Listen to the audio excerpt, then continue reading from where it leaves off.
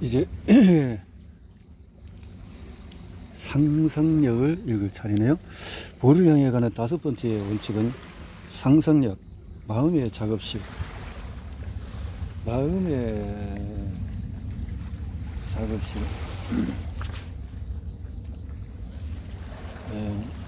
상상력은 계획을 만드는 작업실이다.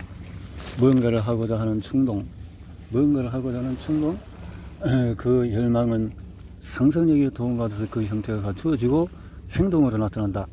인간은 상상할 수 있는 것이라면 뭐든지 만들어낼 수 있다고도 말한다.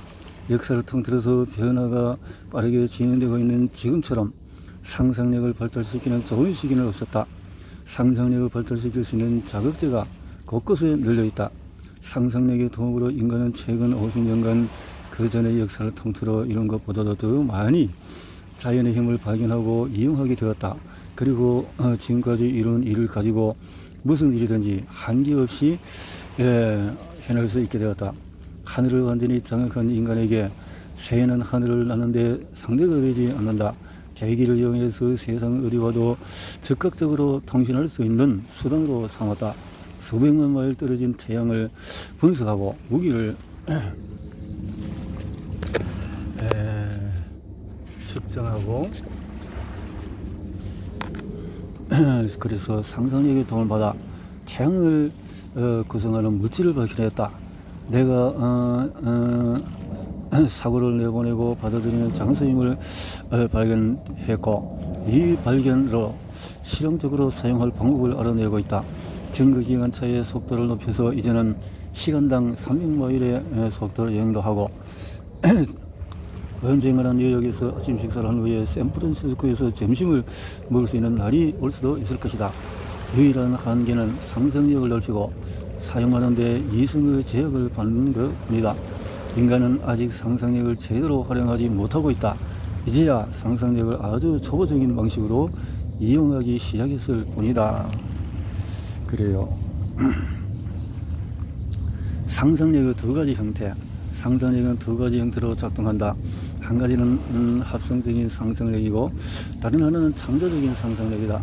합성적인 상상력, 이는 과거의 개념, 아이디어, 계획 등으로 새로운 요소와 결합하는 능력이다.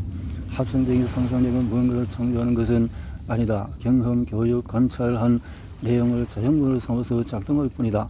이는 발명가들이 주로 사용하는 능력인데 천재들은 예외이다. 천재들은 합성적인 상상력을 통해서 문제를 해결하지 못할 때 창조적인 상상력을 끌어낼 줄 안다.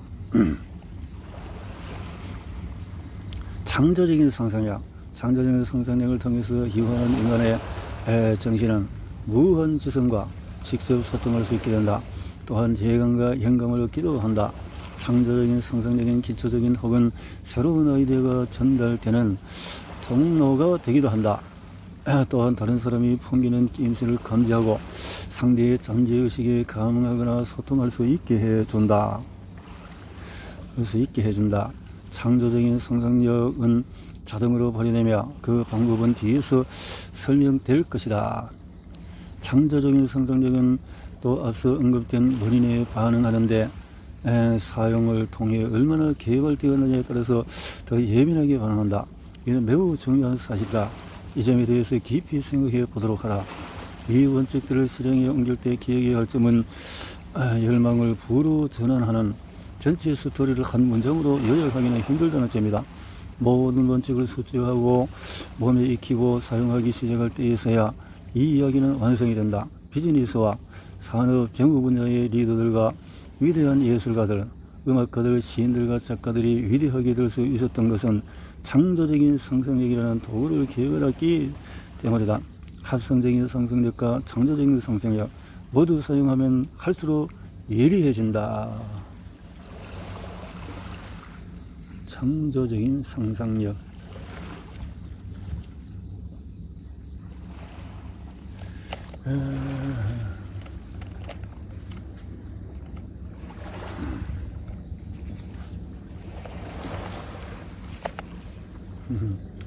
도망가지 않고 친구가 되어버렸네. 열망은 생각이고 자극일 뿐이다. 모호하고 일시적이다. 열망은 추상적이며 그것이 물리적인 실체로 변형되기 전까지는 가치가 없다. 열망을 돈으로 바꾸는 과정에서는 합성적 상승력이 주로 사용되기는 하지만 창조적인 상승력도 요구되는 상황이 있을 수 있다는 사실을 기억해라. 상승력은 사용하지 않으면 약해진다. 하지만 사용하게 되면 상승력은 되살아나고 예리해진다. 상승력은 사용 빈도가 낮으면 둔리해진다. 하지만 없어지지는 않는다. 열망을 돈으로 바꾸는 데 있어서 합성적인 상승력을 더 자주 사용하게 될 것이기에 지금 당장은 합성적인 상승력을 개발하는 데 집중하도록 하라. 열망이라는 무형의 자극을 돈이라는 유형의 현실로 바꾸는 데는 계획이 필요하다. 이 계획을 세울 때는 상상력, 특히 합성적인 상승력의 도움이 필요하다. 이 책을 끝까지 읽고 다시 이 장으로 들어와서 상승력을 발휘해서 열망을 돈으로 전환할 계획을 세워라. 계획을 세울 때 도움이 될 사례와 지침은 이 책 전반에 걸쳐서 제시되고 있다. 당신의 필요한 에 맞는 지침을 수행하고 계획을 글로 정리하라. 이렇게 하고 나면 무형의 열망이 확실한 형성을 띠게 될 것이다. 이제 앞선 문장을 다시 한번 읽어보라. 큰 소리로 매우 천천히 말이다. 그 과정에서 기억해야 할 것은 당신의 열망과 그것을 실현할 계획을 글로 쓰는 순간 생각을 물리적인 실제로 변화시키는 과정의 여러 단계 중에서 첫 번째 걸음을 뗀 거나 다름없다는 사실이다.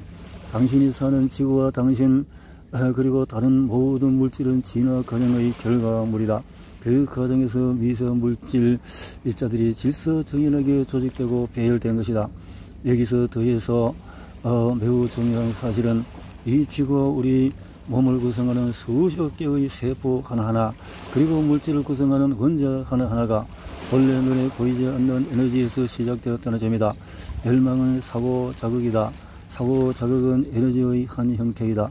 부를 축적하겠다는 열망 혹은 사고 자극으로 시작할 때 당신은 지구와 우주의 모든 형태의 물질, 사고 자극이 활동하는 몸과 뇌를 포함해서 그래서 끌어 사용하게 된다. 과학이 규정하는 바에 따르면 온 우주는 물질과 에너지라는 두 가지 요소로만 구성되어 있다. 물질과 에너지. 에너지와 물질을 결합함으로써 하늘의 거대한 별과 땅의 사람에 이르기까지 인간의 눈에 보이는 모든 것들이 창조되었다. 이제 당신은 대자연과 같은 방법으로 이익을 취하려 하고 있다. 열망을 물질적 혹은 금전적인 실체로 변화시키려고 노력함으로써 당신은 스스로를 대자연의 법칙에 맞추려 하는 것이다. 그 과정을 당신은 해낼 수 있다. 당신 이전에도 많은 이들이 해낸 일이다. 당신 이전에도 많은 사람들이 해낸 일이다.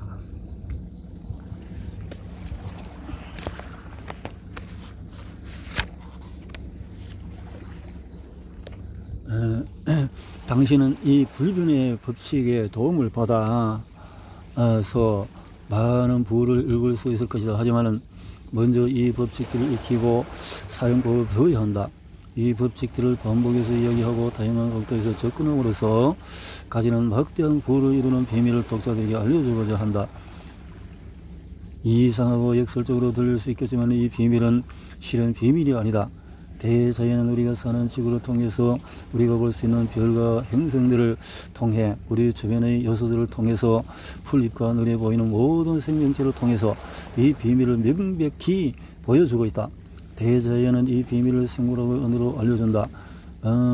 피임 끝에서 잃어버릴 수 있을 만큼 작은 세포가 이 책을 읽고 있는 독자로 변화되는 과정을 통해 말이다.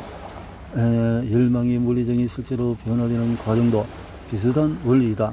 이 모든 말들을 전부 이해하지 못한다고 해서 실망할 필요는 없다. 정신에 관해서 오랫동안 연구해온 사람이 아니라면 이 장의 내용을 한 번만 읽고 바로 적용할 수는 없다.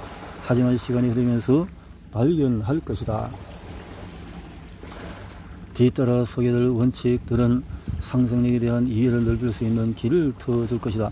이 철학을 처음 접한다면 이해할 수 있는 만큼 스스로에게 적용해보라. 그리고 난 후에 다시 읽고 공부하는 과정에서 깨달음을 통해 차차 이해를 넓혀가게 되고 마침내는 전체를 폭넓게 이해하게 될 것이다. 무엇보다도 정도에 포기하지 마라. 이 책을 최소한 3번 읽을 때까지는 탐구를 계속하라. 마침내는 절대 정돈하고 싶지 않게 될 것이다. 어떻게 상상력을 활용할 것인가? 모든 부는 아이디어에서 시작한다. 아이디어는 상상력의 산물이다. 막대한 부를 낳은 몇몇 유명한 아이디어에 관해서 연구해 보기로 하자. 이 사례들을 통해 상상력을 통해서 부를 이루는 방법에 대해 확실한 정보를 얻게 되기를 바란다. 마법의 주전자. 5년 전에 한 나이든 시골 의사가 말을 타고 마을을 가서 조용히 약국의 뒷문으로 들어가더니 젊은 약국 점원과 흥정을 시작했다. 그는 훗날에 많은 이들에게 엄청난 부를 안겨줄 아이디어를 가지고 있었다. 남북전쟁 이후에 미국 남부지역에서 가장 큰 이익을 가져들 아이디어였다. 1시간이 넘도록 노 의사와 점원은 조제실 뒤에서 낮은 목소리로 이야기를 나눴다. 그리고 의사는 마차로 가더니 크고 오래된 주전자와 나무로 된 주걱을 가지고 와서는 가게 뒤에 놓았다. 점원은 주전자를 자세히 살피더니 주머니에서 지폐 꾸러미를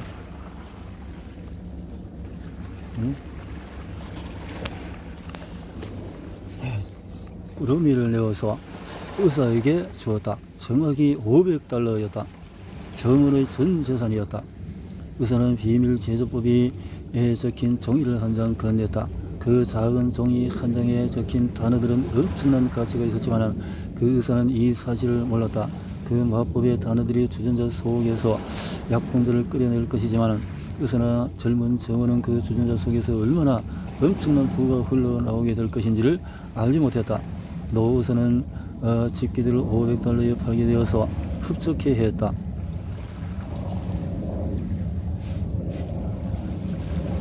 그 돈으로 빚을 갚고 마음의 평안을 얻을 수 있었다. 반면에 전재산을 털어서 종이 조각과 낡은 주전자를 산 점원에게는 큰 모험이었다. 그의 투자를 통해서 알라딘의 마법 램프를 능가하는 금이 흘러나오는 주전자를 사게 되리라고는 꿈도 꾸지 못한 터였다. 그 점원이 산 것은 아이디어였다. 점원이 산 것은 아이디어였다. 낡은 주전자와 나무 주걱 그리고 종이에 적힌 비밀 메시지는 부수적이었다. 그 주전자가 신비한 마법을 부리기 시작한 것은 노 의사가 알지 못한 재료를 그 비법에 섞었을 때였다. 이 이야기를 자세히 읽고 상상력을 발휘해보라. 젊은 점원이 종이에 적힌 비법 외에 첨가한 것이 무엇이었길래 그 주전자가 부를 이루어내게 되는지 알아맞혀보라.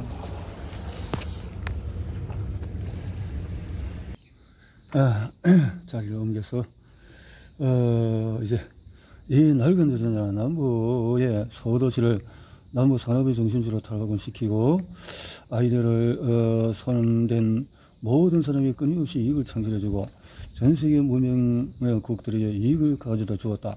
이 주전자에서 나온 황금으로 남부에서 가장 유명한 대학 한 곳이 설립되어서 그래서 이곳에서 수천 명의 젊은이가 성공의 필수적인 트레이닝을 받고 있다.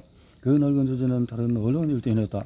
경제 건강의 기간에 수천 개의 공장과 은행, 기업들이 사업을 접고 문을 닫을 때 이 마법의 주전자의 주인은 사업을 지속해서 전 세계 많은 사람에게 지속적인 일자리를 제공해서 뿐만 아니라 오래전에 그 아이디어에 믿음을 주었던 이들에게 추가 수익을 지급하기도 했다. 그 늙은 황금 주전자에서 나온 상품이 말을 할 수 있었더라면 온갖 언어로 무척이나 흥미로운 이야기를 들려주었을 것이다. 사랑 이야기, 사업 이야기, 그리고 날마다 그 안에서 자극을 받으며 살아가는 전문가들에 관한 이야기 말이다. 나 역시 그 주전자에서 나온 흥미로운 이야기 하나를 알고 있다. 점원이 주전자를 샀던 약국에서 그리 멀리 떨어지지 않은 곳에서 시작된 그 이야기는 나도 동력한다. 그것은 내가 아내를 처음 만난 것이며 그녀는 내게 처음으로 마법의 주전자 이야기를 들려준 사람이다. 그리고 내가 아내에게 프로포즈를 할 때 우리가 마시고 있던 바로 그 주전자에서 나온 상품이었다. 이제 그 마법의 주전자의 내용물이 세계적으로 유명한 음료임을 알게 되었다. 그리고 음료의 고향에서 내가 아내를 얻었을 뿐 아니라 그 음료 덕분에 나는 술을 마시지 않고도 사고 자극을 얻을 수 있다는데 얘기도 덧붙이고자 한다. 이는 내가 이 일에서 최고의 성과를 내는데 필요한 상쾌한 정신 상태를 유지하도록 도와준다. 당신이 어떤 사람이든 어디에 살든 어떤 직업을 가지고 있든 코카콜라라는 단어를 접할 때 그 어마어마한 부와 제국의 막대한 영향력이 단 하나의 아이디어에서 자라났음을 기억하길 바란다. 그리고 약국 점원 아사 캔들러가 비밀 제조법에 섞어 넣은 그 신비한 재료는 상상력이었다는 정도 말이다. 잠시 멈춰서 이 점에 대해서 생각해 보도록 하자. 코카콜라가 전 세계 도시, 마을, 골목까지 영향력을 뻗을 수 있었던 방법은 이 책에서 소개된 부를 이루는 13가지 단계와 동일한 원칙이었음을 기억하도록 해라. 그리고 코카콜라처럼 견고하고 가치 있는 아이디어라면 어떤 것이라도 이 전 세계적인 갈등이 해소제만큼이나 엄청난 성과를 얻을 수 있다는 점도 말이다. 생각은 실체이며 그 실행 영역은 온 세상이다.